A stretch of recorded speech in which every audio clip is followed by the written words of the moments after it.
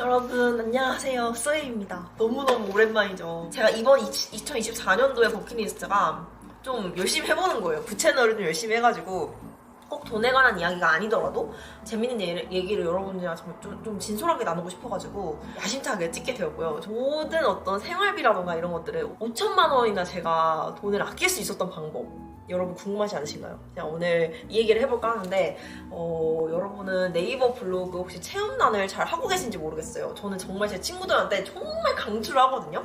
왜냐면 이거는 굳이 내가 뭐 엄청난 인플루언서가 되지 않더라도 이거는 정말 누구나 할 수 있는 거고 그만큼 생활비를 너무너무 아낄 수 있는 거기 때문에 사람들한테 정말 체험단을 너무너무 강추를 해요. 이게 블로그에다가 좀 한 달 정도만 꾸준히 글을 올려도 이 투데이 방문자 수가 많이 오르거든요. 그러다 보면 체험단 이런 당첨 확률도 되게 높아지고, 그래서 체험단을 함으로써 제가 거의 한 최소 3천만 원? 많게는 5천만 원 이상 절약을 한 것 같아요. 그만큼 저한테 엄청나게 도움이 되는 존재이기 때문에 여러분들에게 이 얘기를 하고 싶었고, 먼저 체험단 유형이라는 게 있어요. 체험단 유형이라는 거는 방문형이 있고, 그 다음에 배송받아서 물건을 배송받는 유형이 있고, 그 다음에 기자단, 원고를 주시면은 그걸 바탕으로 주신 사진과 원고 글을 바탕으로 글을 쓰는 기자단, 이렇게 세 가지가 있는데요.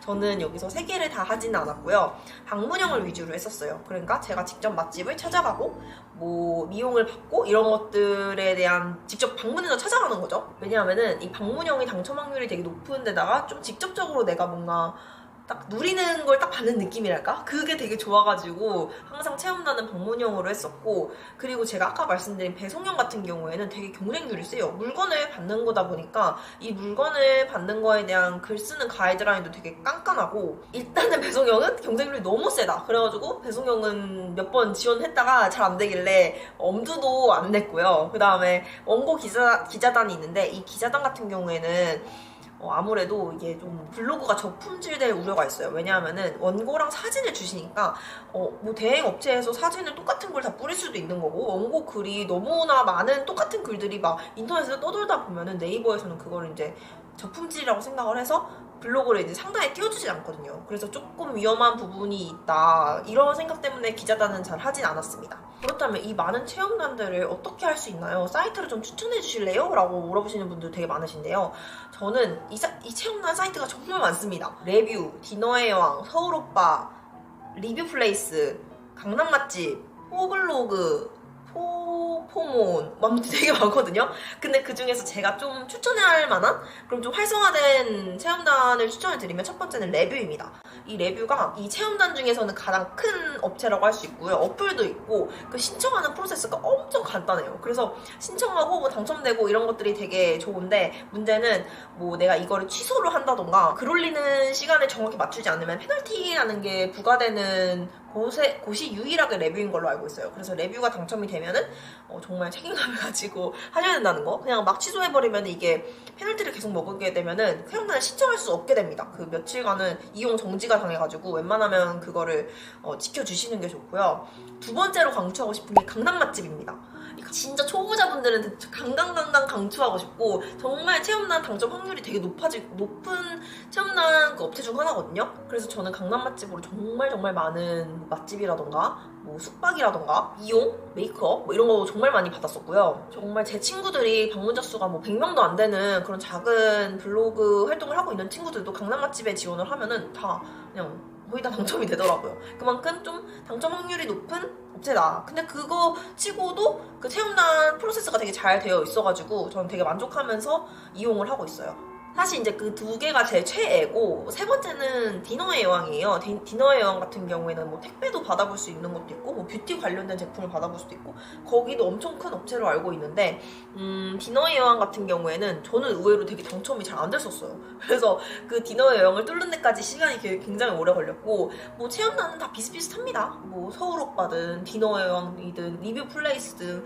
뭐 다 비슷비슷하기 때문에 여러분들한테 분명히 맞는 업체들이 있을 거예요.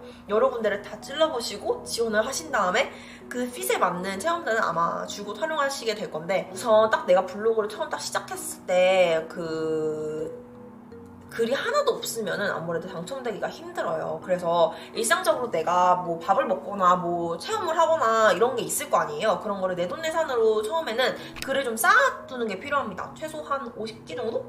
한 달 정도 맨날 쓰다 보면은 30개에서 50개 정도의 포스팅이 되어 있을 거고, 그만큼 신뢰도가 있겠죠. 그래서 체험단 업체에서 이 사람을 뽑을 때 얘는 그래도 그 글을 꾸준히 올렸구나, 이런 신뢰감이 주는 게 되게 중요하기 때문에 글을 그래도 처음에는 블로그를 개설하자마자 한 달 정도는 글을 꾸준히 쓰는 걸 추천드리고요. 컨셉을 일상으로 하든 뭐 맛집으로 하든 뭐 여행으로 하든 뭐 상관이 없는데, 내가 어떤 걸 주로 누리고 싶은지 체험단을 목적으로 하는 블로그라면 조금 내가 주력으로 하고 싶은 포스팅, 내가 좀 지속 가능하게 할 수 있는 포스팅 주제를 정하는 게 좋고요. 보통은 뭐 일상이나 먹방 이런 것 쪽을 많이 하시더라고요.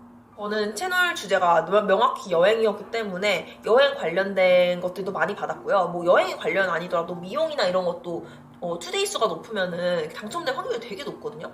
그래서 어느 정도 컨셉을 잡고 들어가야 좋지만 뭐 너무 그게 엄청 중요한 건 아니다. 체험단을 받기 위한 정도의 블로그라면 그냥 뭐 일상 블로그 정도로만 운영을 하셔도 좋을 것 같아요. 그리고 이 체험단이 한 번 뚫는 게 어렵지, 한 번만 잘 뚫으면은 이게 계속적으로 얘는 뭐 레뷰에서 했던 애구나, 얘는 뭐 강남 맛집에서 했던 경험이 있는 애구나, 이런 데이터가 쌓이기 때문에 처음만 잘 뚫으면 되거든요.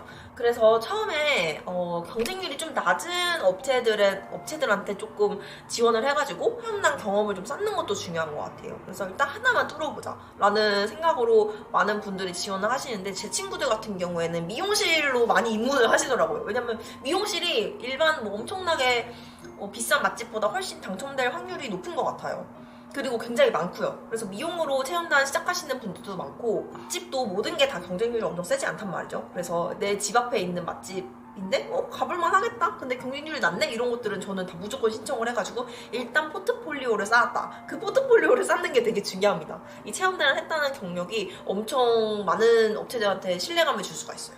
그리고 체험단 거르는 꿀팁, 이게 체험단이 모든 업체가 다 좋은 게 아니에요. 그리고 정말 그 업체 사장들에 따라서 그런 이 블로거들은 정말 향후에 나의 고객이 될 수 있는 블로거다, 이렇게 좀 좋게 생각해주는 업체 사장님들이 계시고, 아니면은 얘는 정말 우리 집 공짜로 먹으러 왔네, 이렇게 조금 안 익게 보는 그런 사장님들도 계세요. 그래서 되게 복불복이거든요.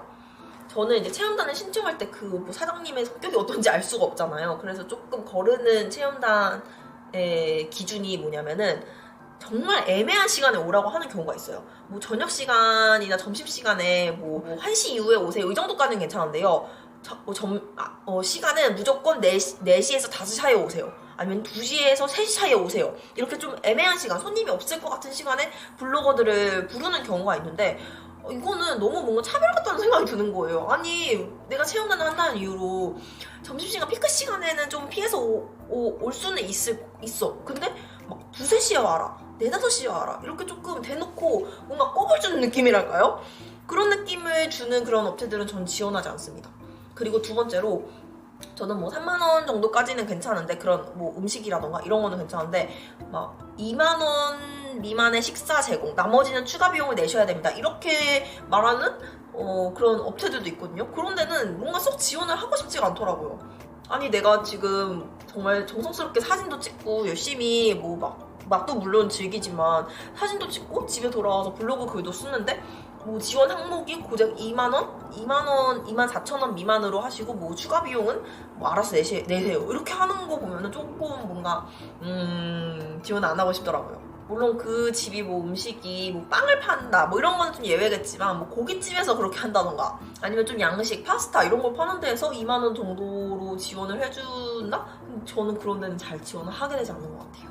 네, 그래서 여러분, 제가 이번에 체험단을 정말 많이 해보면서 여러분들한테 꿀팁을 많이 전수해드렸는데, 정말 이 체험단을 잘 활용하시면 정말 생활의 모든 것들을 많이 아낄 수가 있고, 그리고 내가 누리는 폭의 경험이 되게 많아지는 것 같아요. 평소에는 내가 그냥 이런 뭐 고깃집이라던가 이런 데를 잘 안 간다.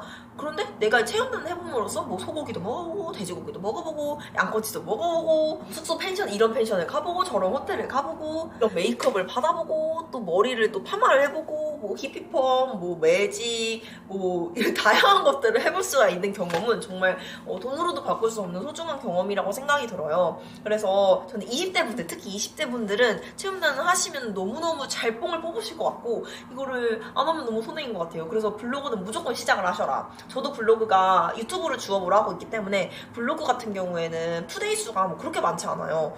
100에서 200? 많으면 300이고요. 제가 가끔 뭐 일기나 이런 거 오르면 뭐 1000명까지는 보긴 하는데 그래도 평소에는 한 200명 정도 수준이거든요. 투데이 방문자 수가. 그런데도 저는 정말 체험단 당첨이 잘 되는 편이고 그리고 100명 정도 방문자 수만 돼도 정말 체험단 당첨이 잘 됩니다. 그렇기 때문에 여러분 체험단 한번 도전해보시는 거를 강추드릴게요. 다음 영상에서 만나요. 안녕.